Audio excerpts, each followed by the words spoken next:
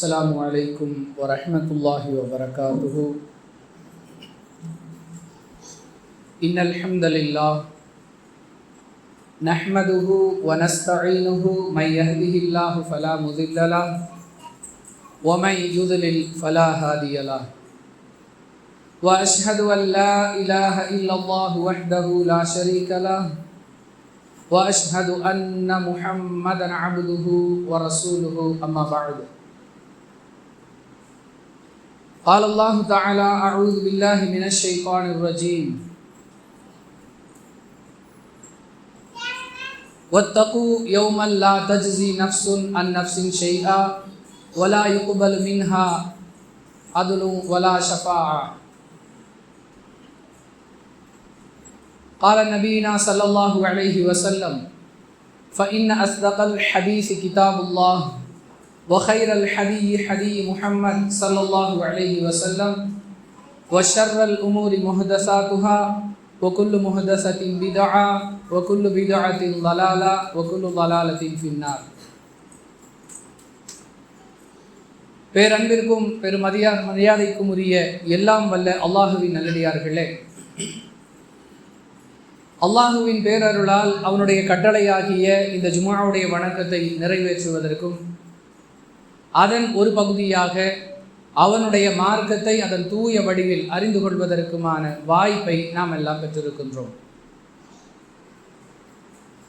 அன்பிற்குரிய சகோதர சகோதரிகளே,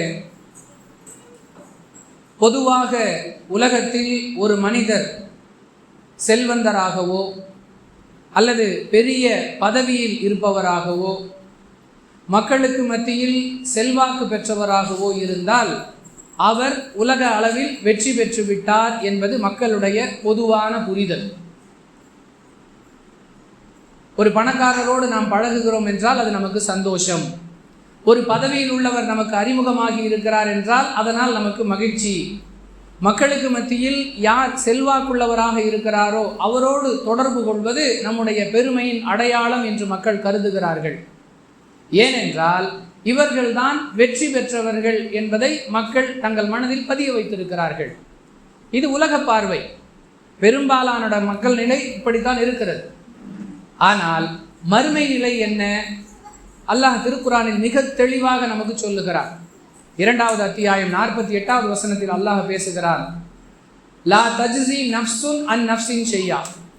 எந்த ஒரு ஆத்மாவுக்கும் எந்த உதவியும் செய்ய முடியாத நாள் மறுமை நாள். வலா யுக்பலு மின்ஹா ஷஃபாஅ வலா யூஹது மின்ஹா அதுவும் வலாஹும் யுன்சரூன்.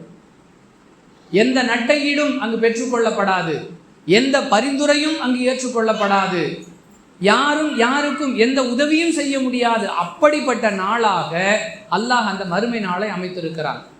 அப்படி என்றால் அந்த மறுமை நாளில் நாம் வெற்றி பெற என்ன செய்வது? உலகத்தில் பணம் இருந்தால் வெற்றி, பதவி இருந்தால் வெற்றி, புகழ் இருந்தால் வெற்றி, சமூக செல்வாக்கு இருந்தால் வெற்றி. எந்த உதவியும் கிடைக்காது, யாருக்கும் பரிந்துரையும் செய்ய முடியாது, எந்த நட்டை ஈட்டு தொகையும் ஏற்றுக்கொள்ளப்படாது. அப்படிப்பட்ட அந்த நாளில் வெற்றி பெறுவதற்கு என்ன வழி? இந்த கேள்விக்கு அல்லாஹ் பதில் சொல்லுகிறான். திருக்குரானுடைய 22வது அத்தியாயத்தில் 77வது வசனத்தில் சொல்லுகிறான்: வஸ்அலுல் கைர லஅல்லகும் துஃப்லிஹூன். நீங்கள் நன்மை செய்யுங்கள், வெற்றி பெறுவீர்கள். ஏனென்றால் மறுமையை பொறுத்தவரை அல்லாஹ்வின் தூதர் ஸல்லல்லாஹு அலைஹி வஸல்லம் அவர்கள் சொன்னார்கள், தங்க காசுகளோ வெள்ளி காசுகளோ பயன் தர முடியாதது என்று மறுமையை அடையாளப்படுத்துகிறார்கள். அப்படி என்றால் அங்கு நமக்கு பயன் வேண்டுமே, அதற்கு என்ன செய்வது? அதற்குத்தான் அல்லாஹ் சொல்லுகிறான்: வஃஅலுல் கைர லஅல்லகும் துஃப்லிஹூன். நன்மையை செய்யுங்கள், வெற்றி பெறுவீர்கள். மறுமையில் வெற்றி வேண்டுமானால் நம்மால் முடிந்த அளவிற்கு அல்லாஹ் கொடுத்த அவகாசமாகிய இந்த உலக வாழ்க்கையை பயன்படுத்தி நாம் அதிகமாக நன்மைகளை செய்ய வேண்டும் என்பதுதான் திருக்குரான் நமக்கு சொல்லக்கூடிய அறிவுரை. இதே கருத்து அன்பிற்குரியவர்களே 7வது அத்தியாயம் 8வது வசனம், 23வது அத்தியாயம் 102வது வசனம், இப்படியெல்லாம் அல்லாஹ் இந்த இடங்களில் சொல்லி காட்டுகிறான். மேலும் 101வது அத்தியாயம் 6வது வசனம் இதே கருத்து. நீங்கள் நன்மை செய்வதன் மூலமாக மட்டும்தான் மறுமையில் வெற்றி பெற முடியும். எப்படியெல்லாம் அல்லாஹ் பேசுகிறான்? உதாரணத்துக்கு சொல்வதாக இருந்தால் 7வது அத்தியாயம் 8வது வசனம், ஃபமன் தகுலத் மவாசீனுஹு ஃபஉலாயிக ஹுமுல் முஃப்லிஹூன். உங்களுடைய நன்மையின் எடை கனமாகிவிட்டால் நீங்கள் வெற்றி பெற்று விடுவீர்கள். இதே கருத்தை தான் 23வது அத்தியாயத்துடைய 102வது வசனத்திலும் அல்லாஹ் சொல்லுகிறான். 101வது அத்தியாயம் 6வது வசனத்தில் பேசும் பொழுது ஃபஅம்மாமன் தகுலத் மவாசீனுஹு ஃபஹுவ ஃபீ ஈஷத்திர் ராதியா. யாருடைய நன்மையின் அளவு அதிகரித்து விடுகிறதோ, கனமாகி விடுகிறதோ, அவர் நிம்மதியான வாழ்க்கையை பெற்றுக்கொள்வார். எல்லோருமே தேடக்கூடிய அந்த நிம்மதி மறுமையில் ஒருவருக்கு கிடைக்கிறது என்றால் அது மிக பெரும் பாக்கியம். அதற்குரிய வழி என்ன? நன்மையின் அளவு அதிகமாக வேண்டும். நன்மையை கொண்டுதான் மறுமையில் வெற்றி பெற முடியும். இதே கருத்து இன்னும் அழுத்தமாக 73வது அத்தியாயத்துடைய 20வது வசனத்தில் அல்லாஹ் சொல்லுகிறான், வமா துகத்திமு லி அன்ஃபுசிக்கும் மின் கைரின் தஜிதுஹு இன்தல்லாஹ். நீங்கள் எதை சேமித்து வைக்கிறீர்களோ அது நாளை அல்லாஹ்விடத்தில் உங்களுக்கு கூலியாக கிடைக்கும். இதே கருத்து 99வது அத்தியாயம் 7வது வசனத்தில் அல்லாஹ் சொல்லுகிறான், ஃபமை யஅமல் மிஸ்கால தர்ரத்தின் கைரன் யரா. நீங்கள் அணு அளவு நன்மை செய்தாலும் அது அங்கே உங்களுக்கு கிடைக்கும், அதை அவர் காண்பார் என்று சொல்லுகிறார். மறுமையில் வெற்றி வேண்டும் என்றால் நன்மை வேண்டும். மறுமையில் வெற்றி பெறுவதற்கு நன்மை தேவை என்று சொல்லக்கூடிய இறைவன் அதற்கு சில வழிமுறைகளையும் நமக்கு ஏற்பாடு செய்து கொடுக்கிறார். சிறிய முயற்சியில் பெரிய அளவு நன்மைகளை பெறுவதற்கான வழியையும் அல்லாஹ் ஏற்படுத்தி கொடுக்கிறான். அதை பற்றி அல்லாஹ் பேசும் பொழுது 6வது அத்தியாயம் 160வது வசனத்தில் சொல்லுகிறான், மன் ஜாஅ பில் ஹஸனதி ஃபலஹு அஷ்ரு அம்சாலிஹா. நீங்கள் ஒன்று செய்தால் அதுபோன்று உங்களுக்கு 10 என்று சொல்லுகிறான். நன்மை இருந்தால்தான் வெற்றி என்று சொல்லிவிட்டு அந்த நன்மையை நாம் எளிதாக திரட்டுவதற்கான வழியையும் அல்லாஹ் ஏற்படுத்தி தருகிறான். நீங்கள் ஒரே ஒரு நற்செயலை செய்யுங்கள், அதுபோன்று 10 மடங்கு உங்களுக்கு கூலி. இப்படி மறுமைக்கு தேவையான நன்மைகளை நாம் எளிதாக சேகரித்துக் கொள்வதற்கு இஸ்லாம் செய்து கொடுக்கக்கூடிய பல ஏற்பாடுகளுள் ஒன்றாகத்தான் துல்ஹஜ் மாதத்துடைய முதல் 10 நாட்களையும் அல்லாஹ் நமக்கு வழங்கி இருக்கிறான். இந்த 10 நாட்களுக்கு இஸ்லாம் வழங்கக்கூடிய முக்கியத்துவம் என்ன? இந்த 10 நாட்களில் நாம் செய்யக்கூடிய நன்மைகளுக்கு எப்படிப்பட்ட கூலி நமக்கு கிடைக்கும்? இந்த 10 நாட்களை நாம் எப்படியெல்லாம் பயன்படுத்தி கொள்ளலாம்? எல்லாவற்றிற்கும் மேலாக வெறும் நன்மைகளை மட்டும் நம்பி ஒரு மனிதர் மறுமையில் வெற்றி பெற முடியும் என்ற எண்ணம் சரியானதா? இப்படிப்பட்ட பல விஷயங்களுக்குரிய விளக்கங்களைத்தான் இன்ஷா அல்லாஹ் முதல் 10 என்ற தலைப்பின் கீழ் இன்றைய ஜும்ஆவுடைய சிந்தனையை நாம் பெற்றுக்கொள்ள இருக்கிறோம். அன்பிற்குரியவர்களே, துல்ஹஜ் மாதத்துடைய முதல் 10 நாட்கள் எல்லோரும் ஆவலாக எதிர்பார்க்கிறோம். அந்த நாளில் அதிகமான நன்மைகளை செய்ய வேண்டும், இப்படியெல்லாம் நாம் அறிந்து வைத்திருக்கிறோம். இது பற்றி நமக்கு இஸ்லாம் சொல்லக்கூடிய விளக்கம் என்ன? 89வது அத்தியாயம் 2வது வசனத்தில் அல்லாஹ் சொல்லி காட்டுகிறான், வலயாலின் அஷ்ர், 10 இரவுகளின் மீது சத்தியமாக. 10 இரவுகளை மையப்படுத்தி அல்லாஹ் சத்தியமிடுகிறான். அந்த 10 இரவுகள் எது என்ற கேள்விக்கு சிலர் இது ரமலானுடைய கடைசி 10 நாட்களை பற்றி பேசக்கூடிய வசனம் என்று சொல்லுகிறார்கள். ஆனால் அது சரியான கருத்து அல்ல. ரமலானுடைய கடைசி 10 நாட்களில் உள்ள ஒற்றைப்படை இரவுகளில் தான் ரசூலுல்லாஹி ஸல்லல்லாஹு அலைஹி வஸல்லம் லைலத்துல் கத்ரை தேடச் சொன்னார்கள். அப்படி என்றால் இந்த வசனத்தில் சொல்லப்படும் 10 இரவுகள் என்பது ரமலானுடைய 10 இரவை குறிக்காது என்பதை தெளிவாக நாம் விளங்கிக் கொள்ள முடியும். அப்படி என்றால் எந்த 10 இரவை பற்றி இந்த வசனம் பேசுகிறது என்று பார்க்கும் பொழுது, புகாரில் இடம்பெறக்கூடிய 969வது ஹதீஸிலும் திருமிதியில் இடம்பெறக்கூடிய 688வது ஹதீஸிலும் அல்லாஹ்வின் தூதர் ஸல்லல்லாஹு அலைஹி வஸல்லம் அவர்கள் ஒரு விஷயத்தை சொல்லுகிறார்கள். அந்த விஷயத்தோடு ஒப்பிடும் பொழுது அல்லாஹ் சத்தியம் செய்யக்கூடிய அந்த 10 இரவுகள் துல்ஹஜ் மாதத்துடைய முதல் 10 நாட்கள் தான் என்பதை நம்மால் விளங்கிக் கொள்ள முடியும். அன்பானவர்களே, அல்லாஹ்வுடைய தூதர் ஸல்லல்லாஹு அலைஹி வஸல்லம் அவர்கள் சொல்லுகிறார்கள், மற்ற நாட்களில் செய்யப்படக்கூடிய நன்மைகளுக்கு அல்லாஹ்விடம் கிடைக்கக்கூடிய கூலியை விட மற்ற எந்த நாளில் நீங்கள் எவ்வளோ நன்மை செஞ்சாலும் அப்பொழுதெல்லாம் உங்களுக்கு கிடைக்கக்கூடிய கூலியை விட துல்ஹஜ் மாதத்துடைய முதல் 10 நாட்களில் செய்யப்படும் நன்மைகளுக்கான கூலி மிகப்பெரியது. இந்த 10 நாளில் செய்யக்கூடிய நன்மைகளுக்கு கிடைக்கிற மாதிரி கூலி வேறு எப்பொழுதும் நீங்கள் செய்யக்கூடிய நன்மைகளுக்கு கிடைக்கவே கிடைக்காது. இதுதான் அந்த ஹதீஸுடைய பொருள். அஹப்பு இலல்லாஹி, அல்லாஹ்வுக்கு மிக விருப்பமான இந்த நாட்கள் இருக்குது, இந்த நாளில் செய்யப்படக்கூடிய செயல்களுக்கு கிடைக்கக்கூடிய கூலியை போன்று வேறு எந்த நாளிலும் நீங்கள் செய்யக்கூடிய நன்மைகளுக்கு கூலி பெறவே, நன்மைக்கு கூலி கிடைக்கும், இந்த அளவுக்கு கிடைக்காது அப்படிங்கிற அளவுக்கு அல்லாஹ்வின் தூதர் ஸல்லல்லாஹு அலைஹி வஸல்லம் அவர்கள் இந்த 10 நாட்களுடைய சிறப்பை பற்றி சொல்லுகிறார்கள். சஹாபாக்கள் கேட்குறாங்க, யா ரசூலல்லாஹ், அல்லாஹ்வுடைய பாதையில் சென்று ஜிஹாது செய்கிறாரே, அவருக்கு கிடைக்கக்கூடிய கூலியை விட அதிகமான கூலி இந்த 10 நாட்களில் செய்யப்படக்கூடிய நன்மைக்கு கிடைக்குமா? அல்லாஹ்வுடைய தூதர் சொல்லுகிறார்கள், நிச்சயம் கிடைக்கும். அல்லாஹ்வுடைய பாதையில் போர் செய்கிறாரே, அவருக்கு கிடைக்கக்கூடிய கூலியை விட இந்த 10 நாட்களில் செய்யக்கூடிய நல்லறங்களுக்கு அதிகமான கூலி கிடைக்கும். ஆனால் அல்லாஹ்வுடைய பாதையில் சென்று மரணித்து விடுகிறார் அல்லவா, உயிர் தியாகம் செய்கிறார் அல்லவா, அவருடைய கூலியை மிஞ்ச முடியாது. அதனுடைய நிலையே வேறு. அதை தவிர ஷஹீதுகளுக்கு கிடைக்கக்கூடிய அந்த கூலியை தவிர மற்றபடி நாம் செய்யக்கூடிய மற்ற நாட்களுடைய நன்மைகளை விட இந்த 10 நாட்களில் செய்யப்படும் நன்மைகளுக்கு அதிகமான கூலி அல்லாஹ்விடம் இருக்கிறது. இதுதான் இந்த நாட்களுடைய பிரதான சிறப்பாக இஸ்லாம் நமக்கு சொல்லக்கூடிய செய்தி. அன்பிற்குரியவர்களே, இந்த நாட்களில் நாம் எப்படி இந்த நாளை பயன்படுத்தணும்? அதுக்கு முன்னாடி ஏன் இந்த 10 நாட்களுக்கு இவ்வளவு சிறப்பு? வேறு எந்த நாட்களிலும் செய்யக்கூடிய நன்மைகளுக்கு மிகுதியான ஒரு கூலி, மற்ற நாட்களில் செய்யப்படக்கூடிய நன்மை கிடைக்கக்கூடிய கூலியோடு ஒப்பிட்டால் இந்த மாதத்தில் இந்த நாளில் அதிக கூலி. எதற்காக? பலர் பல காரணங்களை சொல்லுவார்கள். நேரடியாக திருக்குரானிலோ ஆதாரபூர்வமான ஹதீசுகளிலோ இதனால் தான் இந்த 10 நாட்களுக்கு சிறப்பு, அதனால் தான் இந்த கூலி என்று எந்த தகவலும் சொல்லப்படவில்லை. அல்லாஹ்வுடைய தூதர் சொல்லிட்டாங்க, கட்டுப்பட வேண்டியதுதான், ஏற்றுக்கொள்ள வேண்டியதுதான். நாம எப்படி யோசிக்கலாம்? நபி இப்ராஹிம் அலைஹிஸ்ஸலாத்து வஸ்ஸலாம் அவர்களுடைய தியாகம், அவர்களுடைய உழைப்பு, அவர்களுடைய கட்டுப்படக்கூடிய தன்மை, இவற்றை வைத்து அவற்றிற்கு கண்ணியம் அளிக்கும் விதமாக அல்லாஹ் ஒருவேளை இப்படிப்பட்ட ஒரு ஏற்பாட்டை செய்திருக்கலாம் என்று கருதலாமே தவிர இதுதான் காரணம்னு சொல்ல முடியாது. அல்லாஹோ அவனுடைய தூதரோ சொல்லாத பொழுது நாம ஒரு காரணத்தை கற்பனையாக சொல்ல முடியாது, சொல்லவும் கூடாது. நன்மை உண்டு, அந்த நம்பிக்கையோடு இந்த நாட்களை நாம் எப்படியெல்லாம் முறையாக பயன்படுத்துவதுங்கிறது தான் திட்டமிடணும். தெளிவாக சொல்லப்பட்டுருச்சு, இவ்வளவு பெரிய பாக்கியம் என்று அடையாளம் காணப்பட்டு விட்டது, இதை எப்படி பயன்படுத்தணும்?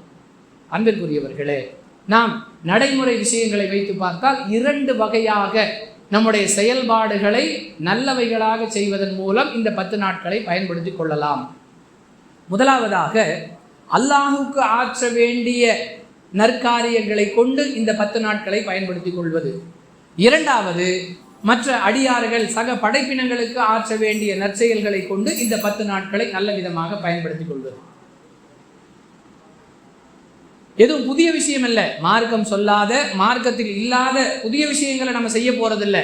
ஏற்கனவே நமக்கு எதையெல்லாம் மார்க்கம் விதியாக்கி இருக்கிறதோ அதில் நாம் சரியாக கவனம் செலுத்துவது. சுருக்கமாக சொன்னால் அதுதான்.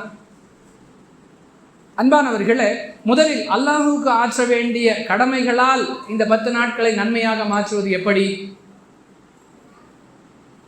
ரசூலுல்லாஹி ஸல்லல்லாஹு அலைஹி வஸல்லம் சொல்லக்கூடிய செய்தி புகாரியில 8வது ஹதீஸாக பதிவு செய்யப்பட்டிருக்கிறது. ஈமானுக்கு அடுத்தபடியான முதல் கடமை தொழுகை. இது தெரியாத முஸ்லிம் யாருமே இருக்க முடியாது. ஆனாலும் இது விஷயத்தில் எத்தனை முஸ்லிம்கள் அக்கறையோடு இருக்கிறோம்? கடமையான 5 நேர தொழுகைகளை இமாம் ஜமாத்தோடு நிறைவேற்றக்கூடிய ஆண்கள் எத்தனை பேர்? கடமையான 5 நேர தொழுகைகளை நேரம் வந்தவுடன் முறையாக நிறைவேற்றக்கூடிய பெண்கள் எத்தனை பேர்? கேள்வி கேட்டால் பெரும்பாலான மக்களுக்கு கோபம் வருமே தவிர பதில் வராது. இன்னும் நாங்கள் தௌஹீதுவாதிகள், நாங்கள் தான் சரியாக நடக்கக்கூடியவர்கள் என்று அடையாளம் காணக்கூடியவர்களுடைய விஷயத்தில் தொழுகை என்பது மிக மிக மிக கவலைக்கு இடமான நிலையில் உள்ள ஒரு அமலாக ஆகிவிட்டது. யாரையெல்லாம் முஷ்ரிக்குகள், சமாதி வழிபாட்டுக்காரர்கள் என்று சொல்லுகிறோமோ அவர்கள் காட்டக்கூடிய தொழுகை அக்கறையை விட தங்களை தௌஹீதுவாதிகள் என்று சொல்பவர்களிடம் இருக்கக்கூடிய தொழுகை மீதான அக்கறை குறைவு என்பதில் மாற்று கருத்தே இல்லை.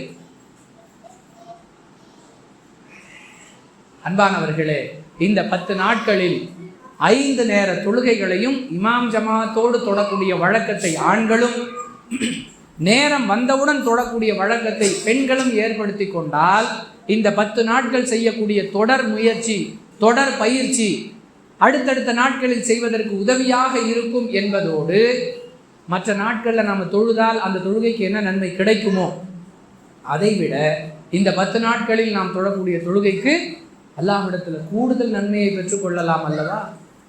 யோசித்திருக்கிறோமா? கடமையான தொழுகைகளுக்கு முன்பின் சுன்னத் தொழுகைகள் நமக்கு மார்க்கத்தில் சொல்லித்தரப்பட்டிருக்கிறது. அது விஷயத்தில் அக்கறை காட்டக்கூடியவர்கள் எத்தனை பேர்?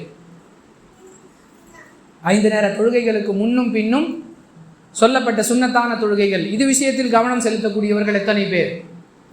அது தவிர குறைந்தபட்சம் ஒரு நாளைக்கு 12 ரக்காத்துகளை சுன்னத்தான தொழுகைகளை ஒருவர் கடைபிடித்தால் சுவனத்தில் அல்லாஹ் ஒரு மாளிகையை தருவதாக வாக்களித்திருக்கிறானே, அதில் அக்கறை கொள்ளக்கூடியவர்கள் எத்தனை பேர்? இதையெல்லாம் நாம் இந்த 10 நாட்களில் பயிற்சி செய்வதன் மூலமாக மற்ற நாட்களில் பெறக்கூடிய நன்மையை விட அதிகமான நன்மையை பெற்றுக்கொள்ளலாம். இந்த 10 நாட்களுடைய தொடர் பயிற்சி அடுத்தடுத்த நாட்களில் இதை செய்வதற்கு நமக்கு உதவியாக இருக்கும்.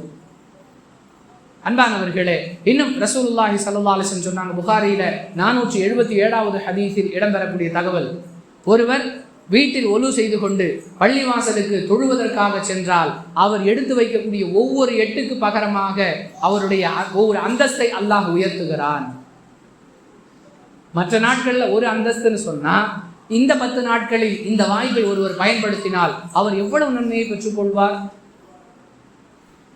தொழுகையை எதிர்பார்த்து காத்திருப்பவர் தொழுகையில் ஈடுபட்டு கொண்டிருப்பவரை போன்றவராவார். அல்லாஹ்வுடைய தூதர் ஸல்லல்லாஹு அலைஹி வஸல்லம் சொன்னாங்க. அதே ஹதீஸில் இடம்பெற்றிருக்கிறது. தொழுகைக்காக காத்திருப்பதற்கு தொழுகையில் ஈடுபட்ட நன்மை இது மற்ற நாட்கள்ல. இந்த 10 நாட்களில் ஒருவர் தொழுகையை எதிர்பார்த்து காத்திருந்தால் கிடைக்கக்கூடிய நன்மை அதிகம். அன்பானவர்களே, இதில் நாம் எந்த அளவிற்கு அக்கறை செலுத்துகிறோம் யோசித்து இந்த 10 நாட்களில் நாம் செய்யக்கூடிய தொடர் பயிற்சி காலம் முழுவதும் நமக்கு ஒரு முயற்சிக்குரிய வழியாக அமைவதோடு மட்டுமல்ல, கூடுதல் நன்மையும் கிடைக்கும்.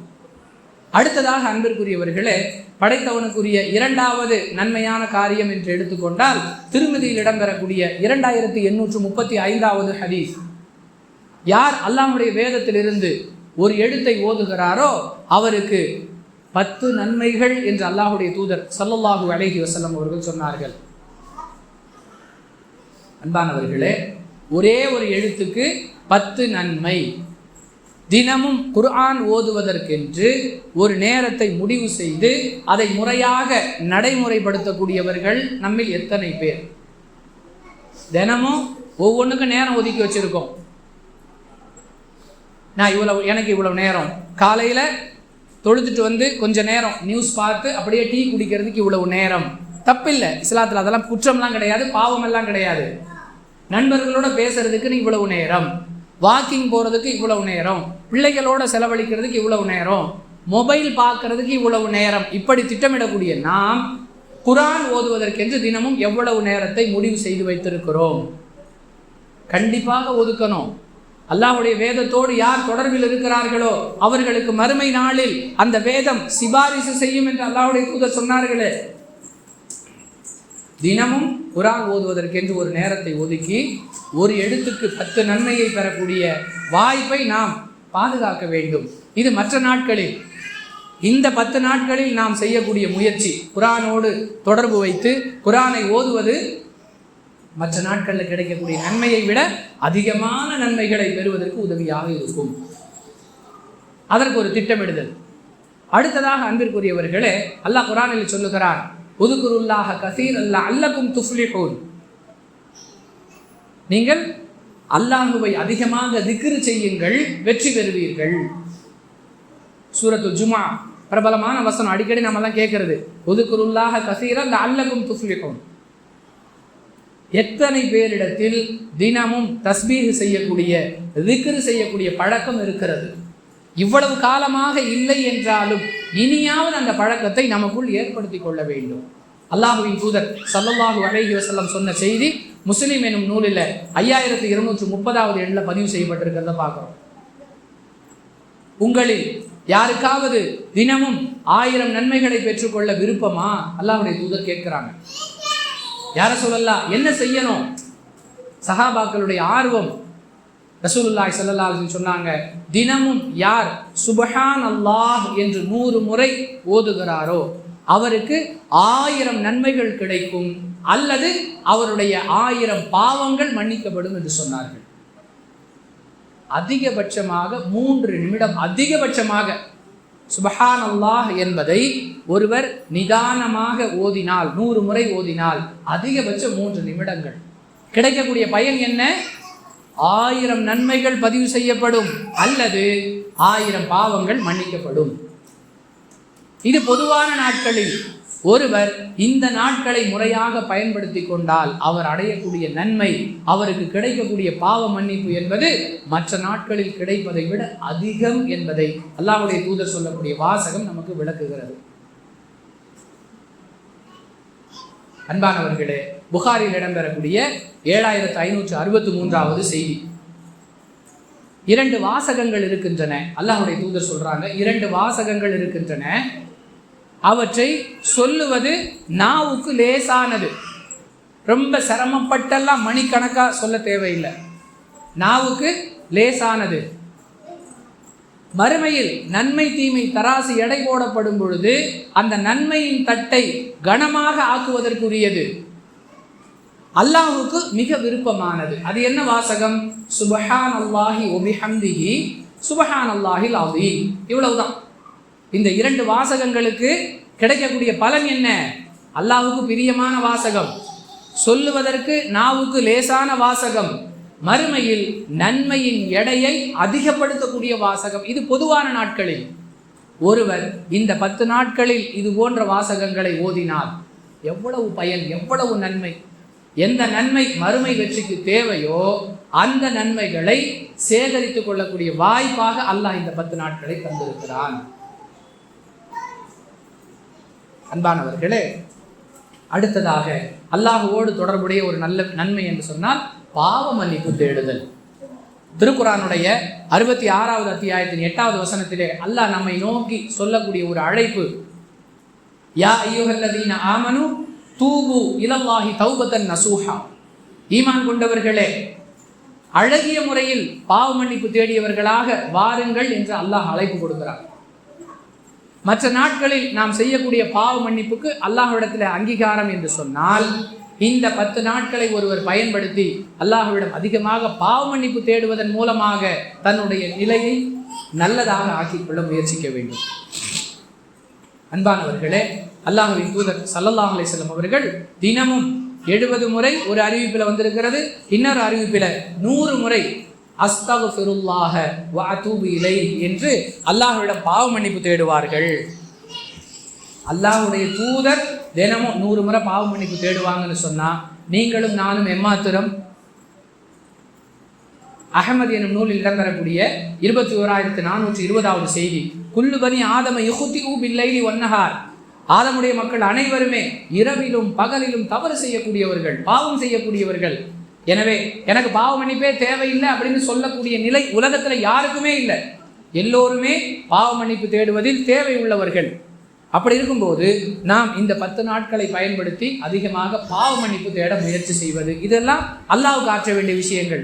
இது தவிர அடியார்களுக்கு ஆற்ற வேண்டிய விஷயங்கள் என்று எடுத்துக்கொண்டால் நன்மையை பெறுவதற்கான வாய்ப்பு முஸ்லிமில் இடம்பெறக்கூடிய 5021வது செய்தி.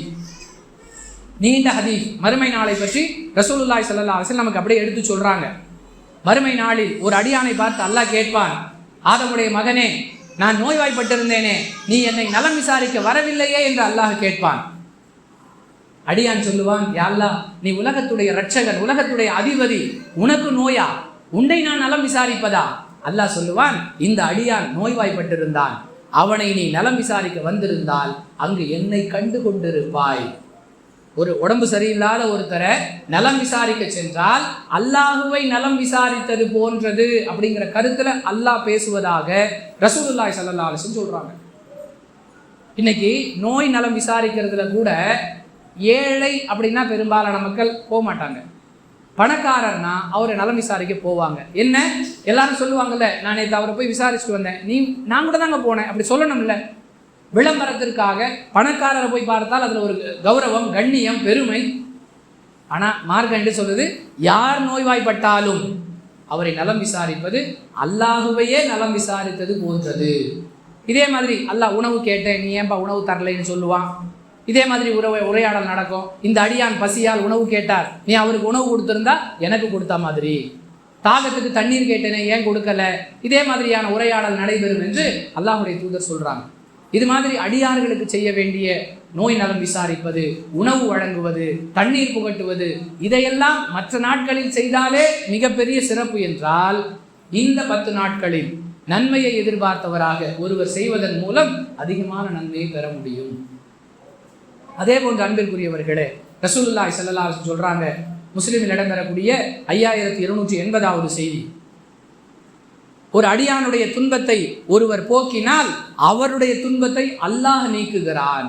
இது பொதுவான நாட்கள்ல ஒருத்தருக்கு சிரமம் இருக்கு, அவருக்கு அந்த சிரமத்தை அவரை விட்டு நீக்கிறோம். அப்படி நம்ம செய்தால் நம்முடைய சிரமத்தை அல்லாஹ் நீக்குகிறான். ஓர் அடியானுக்கு நீங்கள் உதவி செய்து கொண்டிருக்கும் காலமெல்லாம் அல்லாஹ் உங்களுக்கு உதவி செய்து கொண்டிருக்கிறான்.